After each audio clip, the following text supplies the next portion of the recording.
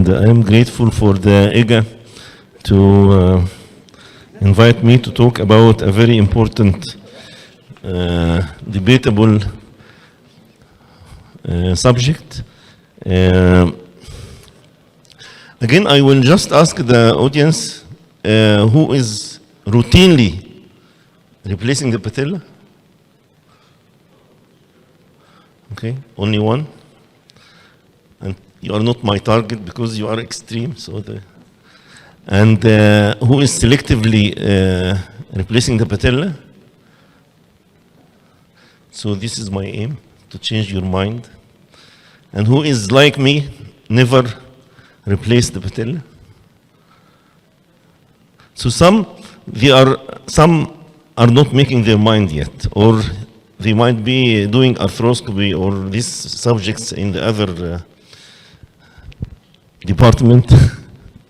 So my objective is to convince everyone not to resurface the patella. I will use all scientific and non-scientific ways, even if I need to hypnotize you. And before I go, I will make sure that you will never resurface patella. Smile, Dr. Mahmoud, smile. And if you do it, I'm sure that you will regret it. And if you regret it, just remember me. So total knee replacement is the third most satisfying surgery in medicine after cataract and hip replacement. And as Professor Assel said, early knee replacement did not include patella resurfacing. And replacing the patella in total knee remains controversial, but not in our units and not in our hospital. So the problem, unfortunately, there is unexplained anterior knee pain after knee replacement, and this was largely explained by not resurfacing the patella. And some of this suggestion was based on that some of this unexplained pain improved by resurfacing the patella. And there was a drive of almost replacing all patellae at some point. So when I was in the UK, 97 to 2001, we replaced all patellae.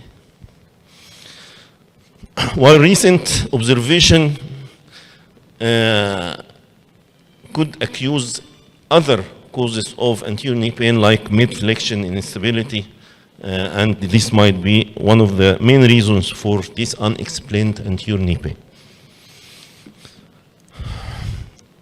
Patella resurfacing in the American registry is up to 90%, and in Norway about 4%. So this very different range cannot be explained scientifically.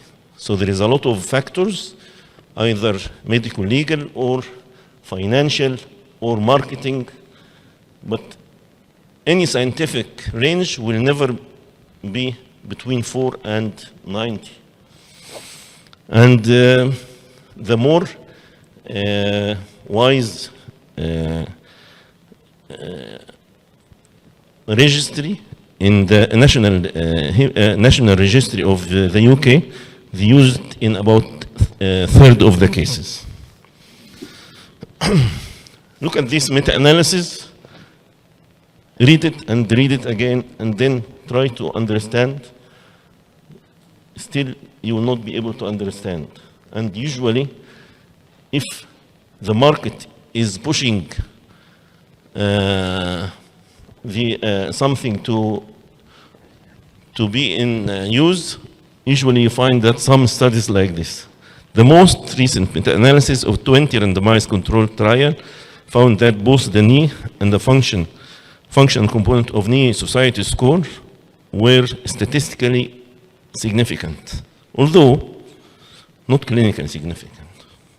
Better in those undergoing patellar resurfacing, in addition to a lower reoperation rate for any reason and reoperation for anterior knee pain.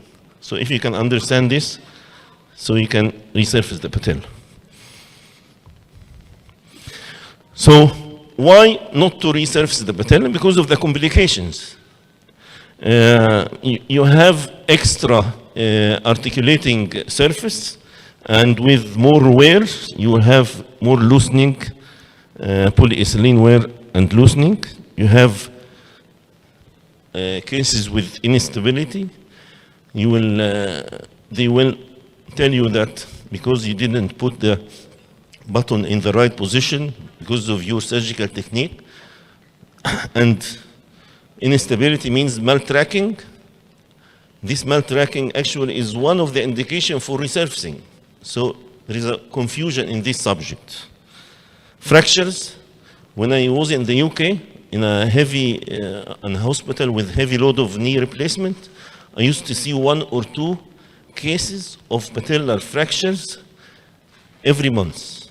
So there is a high incidence of patellar fractures with replacement,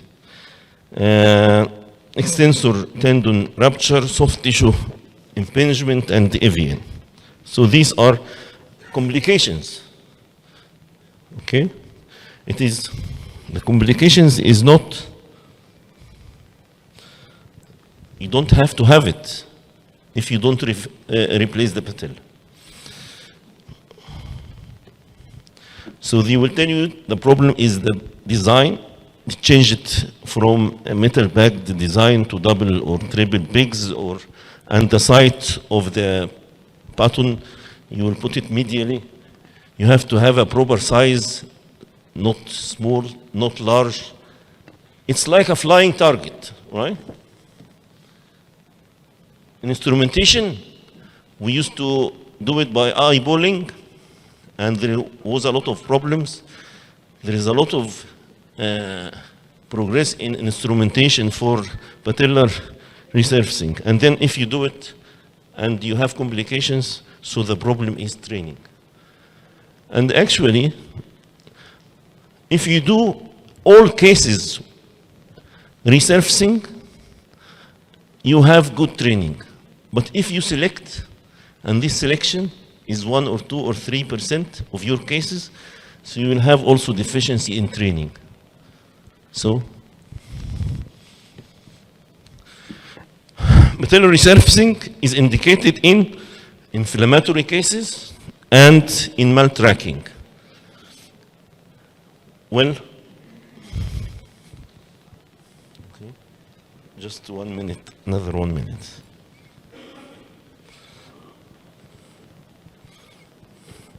So, inflammatory cases like rheumatoid arthritis with a thin patella, when you do also resurfacing for this, you have more fractures. In maltracking, it is indicated, but sometimes you have maltracking after patellar resurfacing. So indications is not very clear. In our hospital, in Al-Hadra Hospital, in the last 11 years, we did more than 1,000 total knee, primary, stem tibia, revision, all kinds. We are tertiary referral. We have a lot of difficult cases, not like the cases Professor Abdulaziz presented, but we have some. We did no resurfacing. So primary knees, tumor prosthesis, CCK with the fracture of the upper tibia, second stage revision, tumor prosthesis. So we have a lot of different cases through the years. We never replaced, we never had problems. So we never had a revision for anterior knee pain. So never to resurface. Thank you.